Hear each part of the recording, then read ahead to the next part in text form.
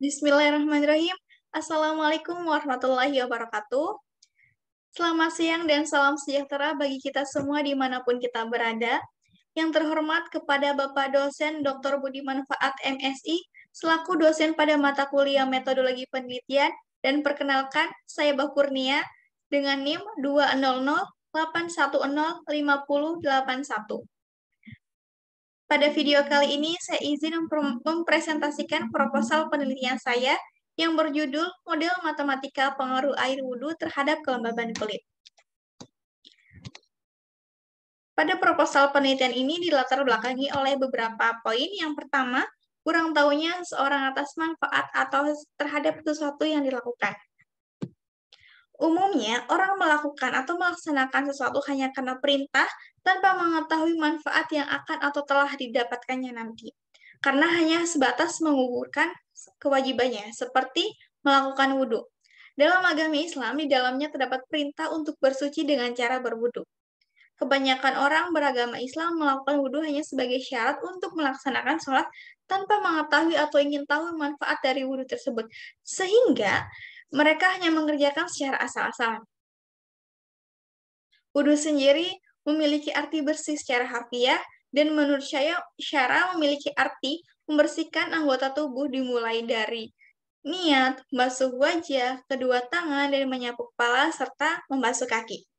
Wudhu memiliki korelasi dengan kesehatan dan jasmani.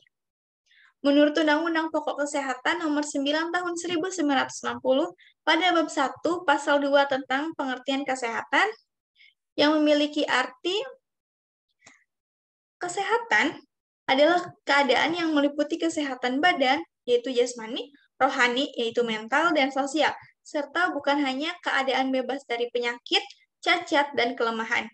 Pasal tersebut selaras dengan pengertian sehat dari Organisasi Kesehatan Dunia yang biasa kita ketahui itu WHO pada tahun 1975, yang dimana sehat adalah suatu kondisi yang terbebas dari segala jenis penyakit, baik fisik, mental, dan sosial.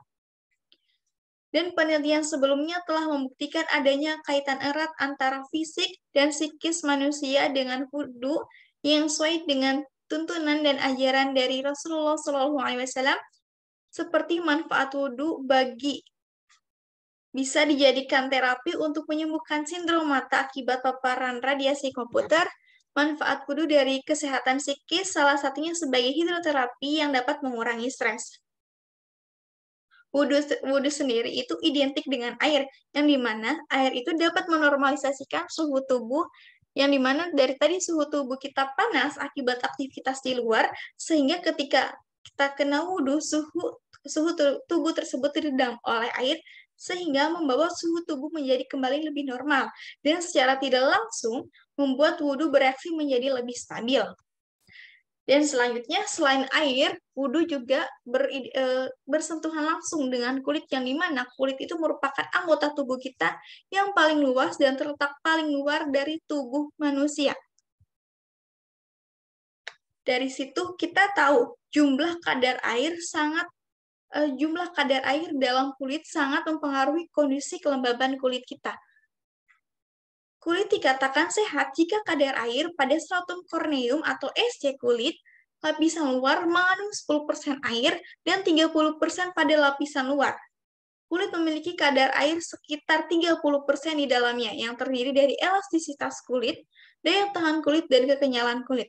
Jika kadar air pada stratum corneum SC kulit kurang dari 10%, akan mengakibatkan kondisi kulit kering sehingga menimbulkan rasa tidak nyaman, bahkan menyebabkan adanya penyakit kulit. Nah, dari situ ada Quran surat Al-Maidah ayat 6, perintah tentang untuk kita berwudu, yang memiliki arti, wahai orang-orang yang beriman, apabila kamu hendak melaksanakan sholat, maka basuhlah wajahmu dan tanganmu sampai ke siku, dan sapulah kepalamu, dan basuhlah kedua kakimu sampai kedua mata kaki. Pada ayat tersebut dijelaskan perintah mengenai wudhu sebelum sholat, yang ketika kita lihat secara tidak langsung mengandung arti untuk selalu hidup bersih dan sehat. yang dimana manusia itu tidak luput dari segala kesalahan dan dosa. Makanya turun perintah untuk mensucikan diri dengan cara berwudu. Dan karena anggota wudu memiliki aktivitas yang cukup sering bertemu dengan debu, kotoran, dan kuman yang dapat menimbulkan penyakit. Nah, dari situ, wudu itu memiliki manfaat yang Masya Allah luar biasanya. Nah, sehingga ketika kita tahu apa sih manfaat wudhu selain untuk menggugurkan kewajiban kita, nah ternyata wudhu itu berdasarkan penelitian tadi dapat menyembuhkan sindrom mata akibat paparan radiasi matahari, terus adanya korelasi kesehatan jasmani dan rohani.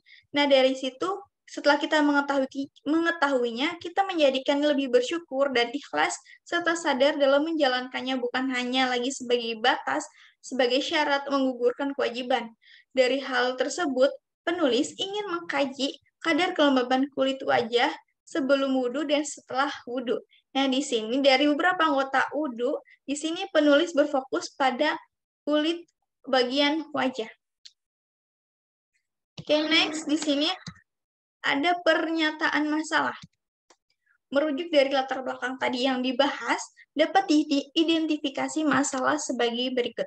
Yang pertama, kebanyakan orang beragama Islam melakukan wudhu hanya sebagai syarat bersuci untuk melaksanakan wudhu tanpa mengetahui manfaat dari wudhu tersebut, sehingga yang mengerjakan hanya asal-asalan. Yang kedua, anggota wudhu memiliki aktivitas yang cukup sering bertemu dengan debu, kotoran, dan kuman yang dapat menimbulkan penyakit.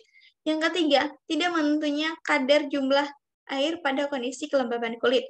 Yang keempat, tidak menetapnya kondisi kelembaban kulit pada seorang karena dipengaruhi beberapa faktor yang mempengaruhinya. Yang kelima, jika kadar air pada kulit lapisan luar kurang dari 10% air, mengakibatkan kondisi kulit kering, bahkan bisa menyebabkan adanya penyakit kulit. Sukar dalam menjaga kebersihan kulit dan kelembaban kulit dapat menimbulkan penyakit-penyakit kulit. Nah, dari pernyataan-pernyataan tadi dirumuskan sebuah masalah atau pernyataan atau pertanyaan penelitian.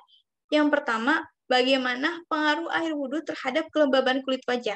Yang kedua, seberapa besar pengaruh intensitas berwudhu terhadap kelembaban kulit wajah? Yang ketiga, bagaimana model matematika pengaruh kadar kelembaban kulit wajah sebelum berwudhu dan sesudah berwudhu? Dan yang terakhir, bagaimana hubungan kadar kelembaban kulit wajah dalam suatu kali wudhu dengan kesehatan kulit? Di sini ada tinjauan literatur, yaitu tinjauan konseptual dan teori. Di sini ada 3 pokok bahasan yang saya ambil. Yang pertama ada pemodelan matematika, yang kedua ada wudhu, dan yang terakhir ada kelembaban kulit. Pemodelan matematika menurut Prayudi 2006, Sutimin 2007, Nur Supriyana 2022 memiliki arti yang sama, yang dimana intinya pemodelan matematika itu mempresentasikan permasalahan nyata ke dalam model matematika sehingga bisa mendapatkan solusi yang tepat. Nah, dari situ saya dapat mengetahui apa sih pemodelan matematika.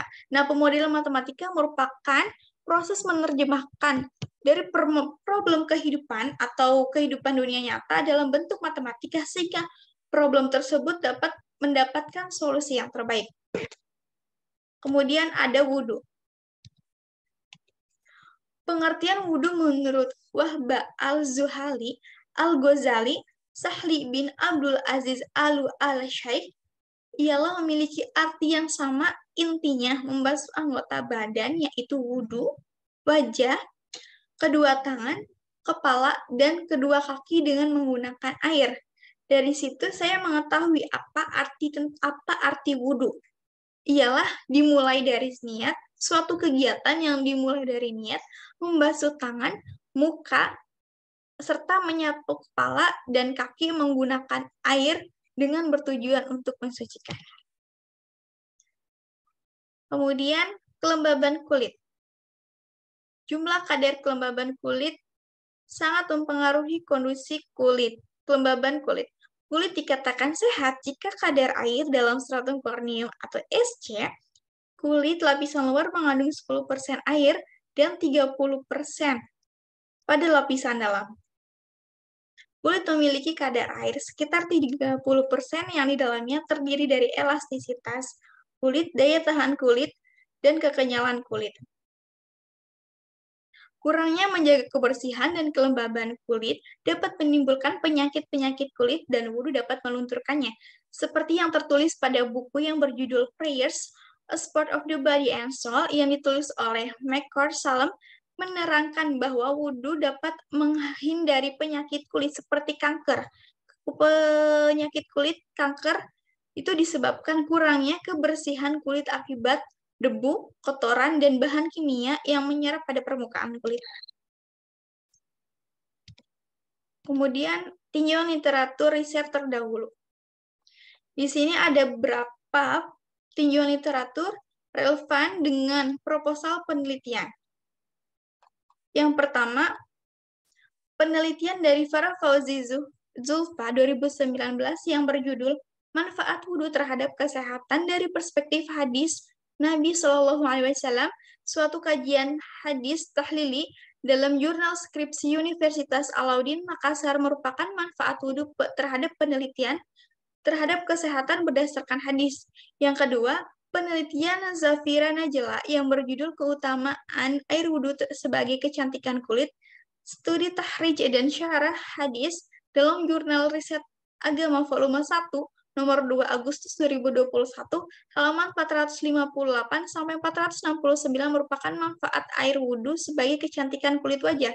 Dan yang ketiga, penelitian Christian Tricaisario dan Retno Indar Widayati yang berjudul Efektivitas Krim Almond Oil 4% terhadap tingkat kelembaban kulit dalam Jurnal Kedokteran Diponegoro, volume 5, nomor 4, Oktober 2016, merupakan tingkat kelembaban kulit. Kemudian ada desain dan metode penelitian. Metode yang digunakan dalam penelitian ini adalah metode risk and development. Dengan metode ini akan dihasilkan hasil suatu produk atau model baru dengan merujuk model sebelumnya. Kemudian, desain penelitian yang digunakan yaitu pemodel matematika. Terdapat beberapa tahap dalam menyusun model matematika yang dapat kita nyatakan dalam diagram yang tertera di dalam layar. Yang pertama ada masalah dunia nyata, yang dimana dalam permasalahan dunia nyata diterjemahkan ke dalam bahasa matematika. Kemudian permasalahan tersebut akan dimodelkan. Selanjutnya, membuat asumsi. Asumsi ini sebagai kerangka pikir untuk melanjutkan permasalahan dunia nyata di dalam atau diterjemahkan ke dalam bahasa matematika.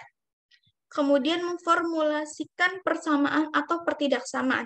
Pada langkah ini memerlukan pengujian kembali asumsi-asumsi yang tadi supaya langkah formula persamaan dapat diselesaikan dengan tepat. Selanjutnya ada menyelesaikan persamaan atau pertidaksamaan. Setelah kita mendapatkan formulasi persamaan atau pertidaksamaan, selanjutnya kita menyelesaikan persamaan tersebut secara sistematis. Nah, dari hal tersebut kita akan mendapatkan interpretasi hasil.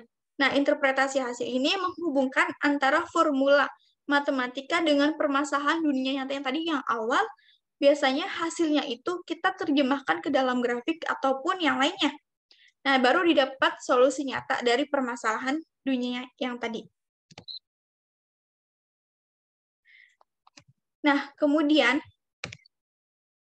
tadi di dalam desain dalam desain dan metodologi penelitian, di sana menggunakannya itu metode R&D dan desain penelitiannya itu menggunakan pemodelan matematika. Nah, sejauh ini data dan sumbernya itu saya dapatkan dari beberapa artikel jurnal dan proceeding, abstrak, buku teks, dan buku hasil penelitian sebelumnya yang relevan dengan penelitian yang saya ambil. Kemudian ada beberapa referensi yang saya dapatkan, kurang lebih baru ada 15 referensi yang saya dapatkan, seperti yang tertera di dalam layar. Mungkin itu saja presentasi proposal dari saya. Kurang lebihnya mohon maaf. Wabillahi taufiq wal hidayah. Wassalamualaikum warahmatullahi wabarakatuh. Terima kasih.